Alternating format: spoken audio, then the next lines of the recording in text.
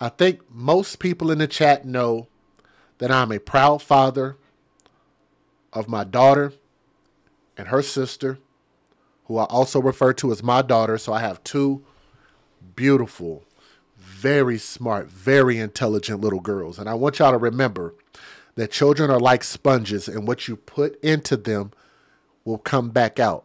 And that's why I believe in putting nothing but love into children. If you can't do that, you shouldn't be a parent. You shouldn't be around the kids if you're not going to give them your absolute 100% effort. Been in my daughter's life her entire life. Matter of fact, I've been in her baby sister's life her entire life. From the moment that they were born, their first steps, their first words, their first time feeding themselves, first birthday, first Christmas, first everything.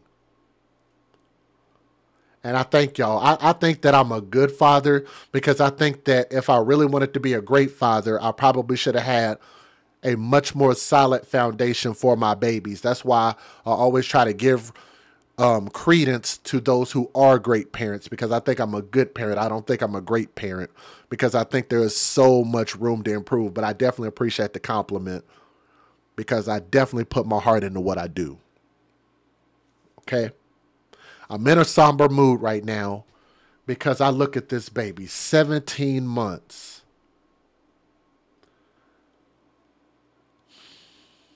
It breaks my absolute heart.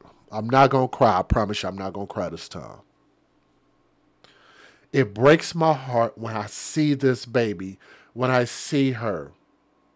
I see her beautiful little eyes. I see her cute little outfit. Her beautiful curly, coarse, beautiful head of hair, full head of hair. I just want to pick her up. She's laughing. I want to laugh with her. I want to know what she's thinking. I want to know what she wants to do for the day.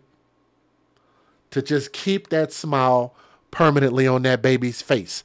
When I see these babies, that's what I see. I'm not going to cry. Don't type it in the chat, because I will break down. And I'm not going to break down right now. Because I think about the success story, how my daughter had her dad and her mom. And then I think about my other little baby, my daughter's sister, and her dad. And I'm going to just say it on air, and I hope there are no ramifications. But her dad don't want to be a part of her life. And it's impossible for me to go get my daughter and leave that baby behind.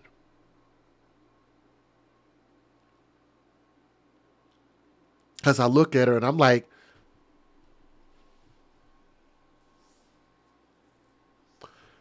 like, she deserves a dad too.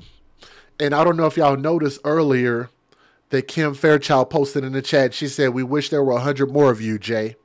And I think I've said that before, and I appreciate her saying that, because if there were 100 more of me, any other child that wants a dad would have a dad. I would absolutely be a dad and be available to be a dad if there were more of me.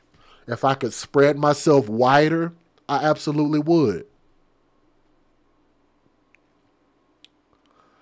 There's no reason any of us, even those who have lived through this, that can tell y'all story in the chat, leave a comment in the comment section and tell me what that felt like to not have your biological parent there. I've seen it happen in my family lineage. I won't put any names out there or anybody's particular story, but I know some that could post their story, and I know what their story is, and they could tell you what it felt like to not have their dad there, to not have their mom there, or to have a parent that was just absent-hearted, absent-minded, didn't even care, didn't want you there, or forced you out of the house early, or neglected you because they wanted to have a boyfriend or a girlfriend.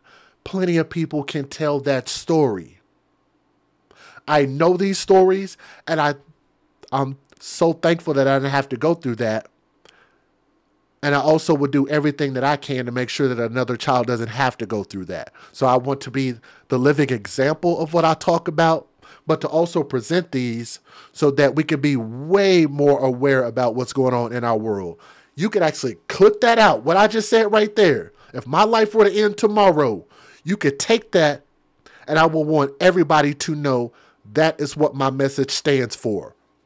Right there in my heart. That's my message.